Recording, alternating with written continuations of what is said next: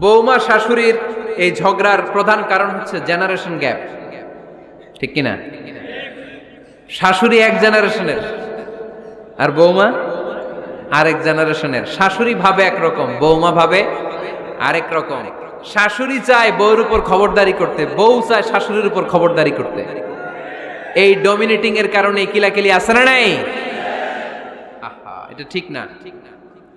আমার শাশুড়ি মায়েরা যারা আছেন, প্রথমে শাশুড়ি দিয়ে শুরু করি। আমার মাইকের আওয়াজ যে ঘরগুলোতে যায়, আমার শাশুড়ি মাদেরকে বলবো, বউদের উপর অত্যাচার করবেন না। ছেলেরে প্রশ্ন করে, তোর কাছে তোর বউ বড় না আমি বড়? আছে না নাই? এটা একটা প্রশ্ন হইল। তোর বউ বড় না আমি বড়? দুইজনেই বড়। তো এক ছেলে সুন্দর উত্তর দিছে, আমার কাছে ভালো লাগছে উত্তরটা শুনে। এক মা প্রশ্ন করছে, তোর এতদিন আমি লালন পালন করে বড় করলাম, জীবন যৌবন তোর জন্য শেষ করলাম, আজকে বউ পাইয়া বউ তোর আপন হয়ে গেল? এবার ছেলে উত্তর দিছে, মা, আমার মুখ থেকে মা ডাক শোনার জন্য তুমি কি কষ্টটাই না করছো জীবনে। 10 মাস আমারে পেটে ধারণ করলা, খাইতে পারো নাই, বমি করছো, খালি ওষুধ খাইছো, তোমার পেট কেটে আমারে বের করা হয়েছে, 2 বছর আমারে দুধ খাওয়াইছো, পেশাব পায়খানা পরিষ্কার করেছো। বয়স যখন 3-4 তখন তোমার আমি মা ডাকছি, এই মা ডাকটা শোনার জন্য তুমি এত কষ্ট করছো। আর আরেকবারের মাইয়া এই ঘরে আইসাই তোমার মা ডাকা শুরু করছে। যেই মেয়েটা তোমারে মা ডাকে সে আমার আপন হবে না কেন মা? ঠিক কিনা? এই মা ডাক শোনার জন্য তুমি এত কষ্ট করলা, আমার লালন পালন করলা, 10 মাস পেটে ধরলা, পেশাব পায়খানা পরিষ্কার করলা, এরপরে মা ডাক শুনতে পারছো। আর আরেকবারের মেয়ে জানা নাই চিনা নাই এসেই তোমার ডাকা শুরু করছে মা। তো যে আমার মারে মা ডাকে তার স্থান তো আমার কলিজায়, ঠিক কিনা? শাশুড়ি আম্মারা যারা আছেন, প্লিজ বৌমাদেরকে কষ্ট দিয়েন না। অনেক শাশুড়ি আছে পান থেকে চুন খসলে রেগে যায়, পদে পদে স্ত্রীর ভুল ধরে, বউয়ের ভুল ধরে, আছে না নাই? এটা করবেন না। সে তো নতুন, আপনার অনেক এক্সপিরিয়েন্স হতে তার সময় লাগবে, তাকে সময় দিন, তাকে ভালোবাসুন, ঠিক কিনা? না বুঝে সামান্যতে বৌমারে বদদোয়া দেয়, এরকম আছে না নাই? কিন্তু বুঝতে চায় না, বৌমারে যদি বদদোয়া দেয় তাহলে তার নিজ ছেলের পরিবারের ক্ষতি, পেটে ধরা যে ছেলে, ছেলের পরিবারের কিন্তু ক্ষতি, তার আপন নাতি নাতনিদেরই ক্ষতি। আওয়াজ করে বলেন ঠিক কিনা? বৌমাকে বদদোয়া দিয়েন না। বৌমাকে নিজের মেয়ের মতো দেখবেন। সমাধান আমি দিচ্ছি। কেমন দেখতে হবে? নিজের মেয়ের মতো। নিজের মেয়ে সকালে ঘুম থেকে ওঠে 11টা, ওইটা সমস্যা নাই। বৌমা কেন উঠলো না, ওইখানেই ঝামেলা, আছে না নাই? মেহেরবানি করে আপনার বৌমাকে আপনার নিজের মেয়ের মতো দেখেন। নিজের মেয়েরে যেমনি আদর করেন তাকেও অমনি আদর করেন। আপনার বৌমারে যদি আপনি কষ্ট দেন, মনে রাখবেন আপনার নিজের মেয়েটাও আরেকবারের বউ হয়ে কয়েকদিন পরে যাবে। আপনি যা যা করবেন আপনার মেয়েকেও তারা ওই রকম কষ্ট দিয়ে বাড়িতে ফিরিয়ে দিবে। চিল্লায় বলেন ঠিক কিনা? খবরদার, টিট ফর ট্যাট। ইট্টি মারলে পাটকেলটি খেতে হয়। এজন্য শাশুড়ি আম্মা জানারা যারা আছেন, বৌমার সাথে খারাপ আচরণ করবেন না মেহেরবানি করে। তাকে আপনি কষ্ট দিলে আপনার নিজের মেয়েটাও আরেক বাড়ির বৌমা হবে, সেও ওই বাড়িতে এই কষ্টগুলো ভোগ করবে। এগুলো যখন আপনি শুনবেন তখন আপনার চোখ দিয়ে পানি পড়বে কি পড়বে না? পড়বে। এবার আসেন বৌমার কথা বলি। বৌমা যারা আছেন মেহেরবানি করে, বৌমা যারা আছেন মেহেরবানি করে আপনার শাশুড়ি আম্মাকে নিজের মায়ের জায়গায় রাখবেন। আপনার বাড়ি ছেড়ে নতুন বাড়িতে আসছেন, তো এটাই তো আপনার বাড়ি। আপনার মা রেখে দিয়ে নতুন মা পাইছেন, এটাই তো আপনার মা। তো ওনাকে মায়ের জায়গায় বসাতে আপনার সমস্যাটা কোথায়? বৌমারা খেয়াল রাখবেন, আপনি আপনার শাশুড়ির সাথে যে আচরণটা করতেছেন, আপনার শেষ বয়সে আপনার ছেলের বিয়ে দেওয়ার পরে যে বৌমাটা আসবে ওই আচরণই আপনাকে ফিরিয়ে দিবে। The nature has its own return. প্রকৃতির একটা মাইর আছে, এটা শেষ মাইর, এটা শেষ খেলা। প্রকৃতির খেলা বড় খেলা। আপনি আপনার শাশুড়ির সাথে যে আচরণ করবেন, আপনার শেষ বয়সে আপনি একদিন শাশুড়ি হবেন, এটা মাথায় রাখবেন। ওই আচরণই আপনি ফিরে পাবেন। আওয়াজ করে বলতে হবে ঠিক কিনা? এজন্য 9 নাম্বার পয়েন্টস হচ্ছে মিউচুয়াল রেসপেক্ট। সবাই যেন সবাইকে ভালোবাসি। দোষ ছাড়া মানুষ নাই। সবার দোষ আছে, আমরা যেন একে অন্যের দোষ না খুঁজি। বৌমারা, আপনাদের কেন যদি আমার মাইকের আওয়াজ যায়, অল্প কিছু টেকনিক অবলম্বন করলে আপনি আপনার শাশুড়ির মন জয় করতে পারবেন। শাশুড়িরা আসলে বেশি কিছু চায় না, আগের জামানার মানুষ তো, এদেরকে ওইভাবে হাত করতে হবে। মাঝে মাঝে একটু শাশুড়ির মাথায় তেল দিয়ে দেন, চুলে তেল দিয়ে দিবেন আর কি, মাঝে মাঝে চুল আশ্রয় দিবেন, এগুলো কিন্তু খুব পছন্দ করে শাশুড়িরা। ওনার প্রেশারটা একটু মেপে দিবেন, ডায়াবেটিক্সের ওষুধটা খাইলো কিনা সময় মতো খোঁজ নিবেন, কি পছন্দ করে খেতে একটু রান্না করে দিবেন। যেই বক্তার ওয়াজ শুনতে পছন্দ করে ওই বক্তার ওয়াজগুলো ডাউনলোড করে শাশুড়ি আম্মাকে দিবেন, ইসলামী বই দিবেন। দেখবেন বয়স্ক নারীরা মাহফিল যেতে খুব পছন্দ করে, ওয়াজ শুনতে খুব পছন্দ করে, নবীদের কাহিনীগুলো শুনতে পছন্দ করে। বসায় বসায় একটু কাহিনীগুলো শোনাবেন।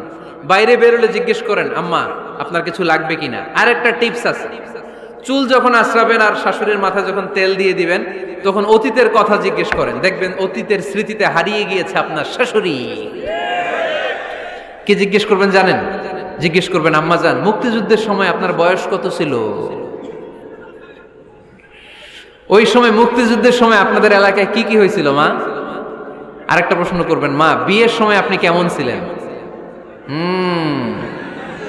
ওই দিন দেখবেন বুড়ি আর বুড়ি নাই, জুয়ান হয়ে গেছে। ওই দিন বলবে, মা আমি অনেক সুন্দরী ছিলাম, আমার মাথায় অনেক চুল ছিল, আজকে নাই। আমগো গ্রামে আমার চাইতে সুন্দরী মাইয়া ছিল না। অতীতের স্মৃতিতে, স্মৃতি হাতরাতে হাতরাতে তিনি হারিয়ে যাবেন। জিজ্ঞেস করবেন যে, মা শীতকালে আপনাদের দেশে কি পিঠা বানাতেন আপনি যখন ছোট ছিলেন, আপনার বাপ চাচারা কি করতো? এগুলো জিজ্ঞেস করলে উনি স্মৃতির পাতা হাতরাতে হাতরাতে চোখ দিয়ে দাঁড় দাঁড় করে ওনার পানি ঝরতে শুরু করবে। আপনার জায়গায়, ওনার হৃদয়ের মনি কোঠায় এমন জায়গায় পৌঁছবে, আপনার ছাড়া উনি কিছুই বুঝবে না। বৌমারা, এই অল্প কিছু টিপস অবলম্বন করে আপনারা আপনাদের শাশুড়ির মনকে জয় করতে পারেন। শাশুড়ি বৌমার দ্বন্দ্ব আমরা চাই না, আমরা চাই শাশুড়ি বৌমাকে নিজের মেয়ের মতো জানো, আর বৌমার শাশুড়িকে আপন মায়ের মতো ভালোবাসুক, ঠিক কিনা? এই মিউচুয়াল রেসপেক্টই পারে শাশুড়ি বৌমার দ্বন্দ্বকে দূর করতে, আর ঘরটারে শান্তির টুকরা বানাতে। আওয়াজ করে বলেন ঠিক কিনা? কয়টা গেল? আর আছে কয়টা? দোয়া করবেন একে অপরের জন্য। দোয়া, সাইয়েদনা ইব্রাহিম ফ্যামিলির জন্য দোয়া করতেন, রব্বি জাআলনি মুকিমাস সালাতি ওয়া মিন যুররিয়াতি রব্বানা ওয়া তাকাব্বাল দুআ। ও আল্লাহ, আপনি আমার নামাজ কায়েমকারী বানান, আমার কলিজার টুকরা সন্তান ইসমাইলকেও নামাজ কায়েমকারী বানান, আমার দোয়াটা আপনার দরবারে আপনি কবুল করে নেন। সুবহানাল্লাহ পড়েন।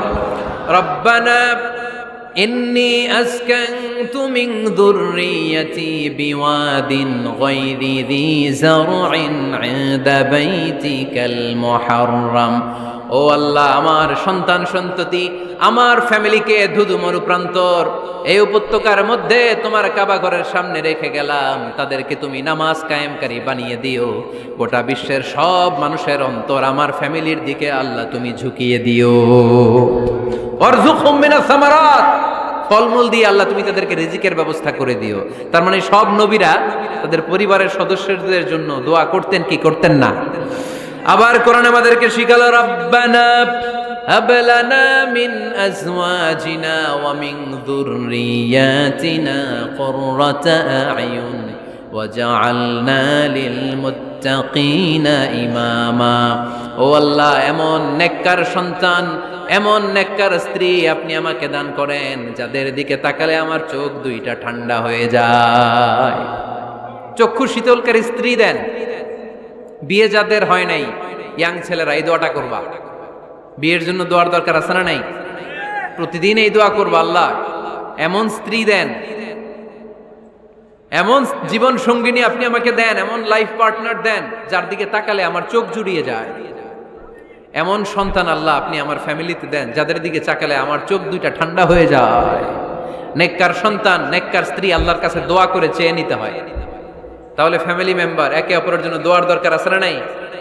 বাবা দোয়া করবে ছেলের জন্য, ছেলে করবে বাবার জন্য, মা দোয়া করবে মেয়ের জন্য, মেয়ে করবে মায়ের জন্য, ভাই করবে বোনের জন্য, বোন করবে ভাইয়ের জন্য। দোয়ার দরকার আছে না নাই? দোয়া করবেন সবাই সবার জন্য। এই যে কোরআনের বঙ্গানুবাদ পাওয়া যায় না এখন, কথা বলেন। স্মার্টফোন আছে কার কার দেখি?